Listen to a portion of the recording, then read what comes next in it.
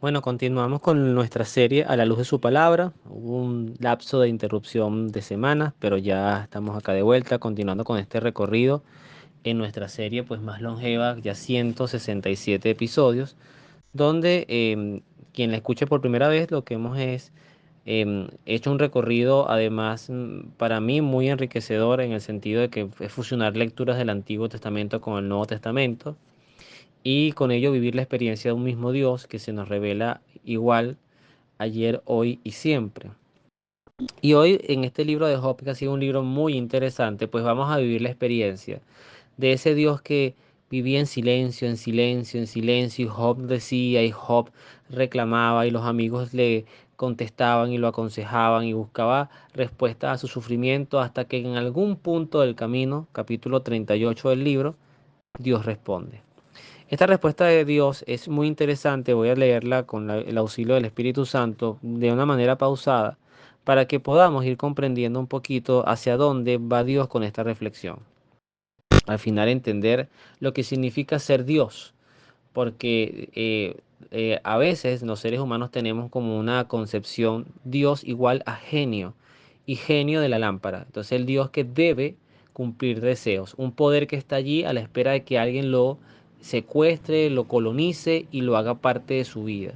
Y Dios no es eso, y es maravilloso que no lo sea. Entonces vamos un poquito a entrar en tema con este episodio de hoy. Dice la respuesta de Job, de Dios, luego de que Job ha hablado muchísimo y sus amigos también le han contestado.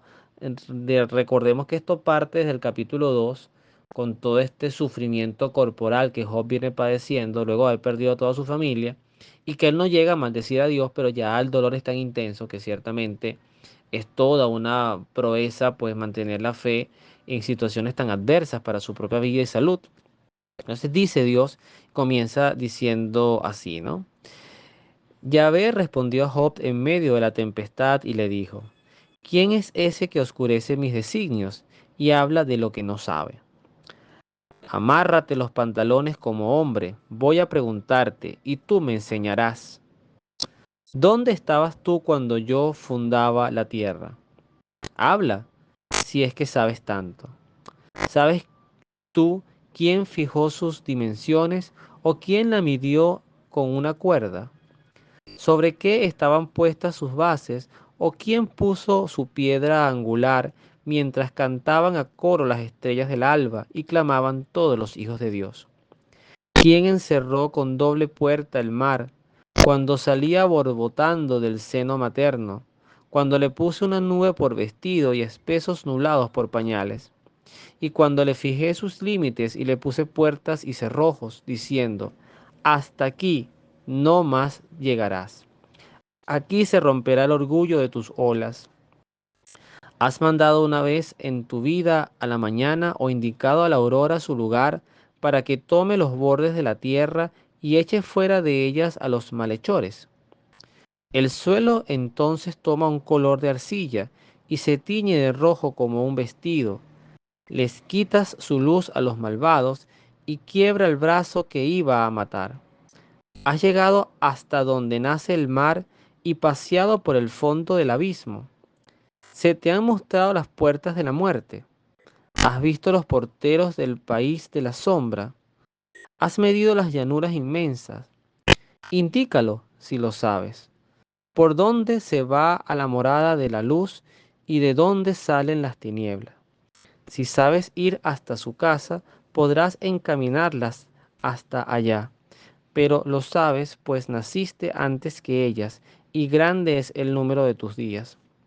Has llegado a los depósitos de nieve, has visto las reservas del granizo, que guardo yo para los días de angustia, para el día de guerra y de combate. ¿De dónde sale y se difunde la luz? ¿De dónde viene el viento de oriente que barre la tierra? ¿Quién abre un canal al aguacero y una senda al estrépito de los truenos para que llueva sobre la tierra inhabitada, sobre el desierto donde no hay un ser humano, para regar las soleadas desoladas y hacer germinar en tierra árida hierba verde? ¿Tiene padre la lluvia? ¿Quién engendra las gotas del rocío? ¿Qué seno dio a luz al hielo? ¿Quién engendra la escarcha del cielo cuando las aguas se endurecen como piedras y se congelan las superficies del abismo? ¿Puedes tú anular los lazos de las cabrillas o desatar las cuerdas del Orión? ¿Haces tú salir a su tiempo el lucero del alba y guías a la osa de sus pequeños? ¿Conoces acaso las leyes del cielo y haces que sus decretos se cumplan en la tierra? Llegará tu orden hasta las nubes, de manera que te responda un diluvio de aguas. ¿Serás tú quien arroje los relámpagos? ¿Acaso te dirán, aquí estamos? ¿Quién puso sabiduría en el ibis y dio inteligencia al gallo? ¿Quién puede someter a las nubes y vacilar los estanques del cielo, para que el polvo se haga barro y los terrones se peguen entre sí? ¿Acaso tú preparas la caza de la leona y sacias el hambre de los cachorros? Y cuando están agazapados por las guaridas y se ponen al acecho los matorrales, ¿quién prepara al cuervo su alimento cuando sus polluelos claman a Dios y se agitan los hambrientos? Palabra de Dios, te alabamos, Señor. Debo decir que esto no termina allí, las preguntas siguen en el capítulo 33, pero me detengo en esta primera parte extensa, casi 4, casi 5 minutos en lectura continua, porque de verdad nuestra existencia, mire, por más que hayan teorías, estudiosos astrónomos, estudiosos del universo, que surjan teorías nuevas, que surjan descubrimientos nuevos, nosotros siempre vamos a un paso muy atrás, no digo un paso atrás, a pasos muy atrasados al creador. El descubrimiento de lo ya creado y el entendimiento es propio de la naturaleza del ser humano. Pero a veces apuntamos tan alto que hay cosas más pequeñas donde pudiéramos ver a Dios constantemente, constantemente y no nos damos cuenta.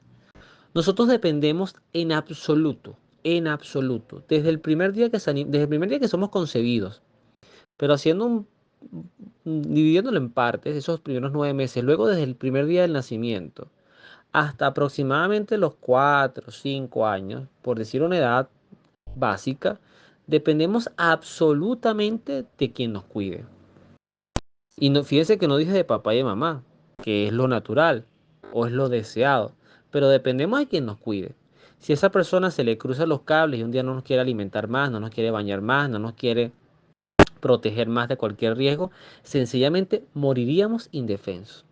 Entonces, desde la conciencia del ser, Dios nos ha creado para cuidarnos nosotros mismos.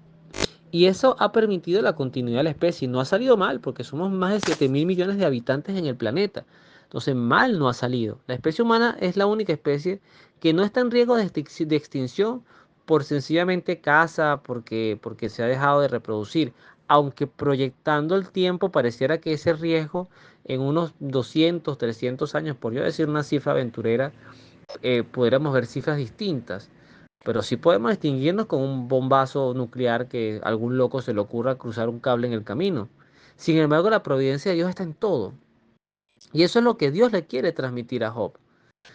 Nosotros queremos entender tantas cosas, y a veces en ese rol de ser víctimas, de que todo tiene que, porque yo sufro, porque a mí las cosas no me salen bien, pues sencillamente se nos puede ir una parte más valiosa de la vida, que es el abandono a Dios.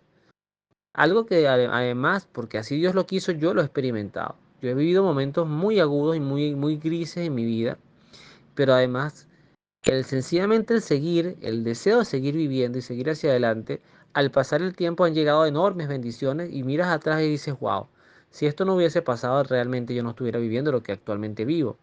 Y no se trata de prosperidad, no se trata de riquezas materiales. Mm, Uno ha aprendido, yo particularmente en mi historia de vida económica, ha sido siempre vivir con lo justo, con lo justo. Yo no soy una persona que presuma excesos, siempre vivir con lo justo. Pero para mí la riqueza es justamente, y va en crecimiento, es mi fe en Dios. Y en eso me estoy inclusive hasta autoeducando.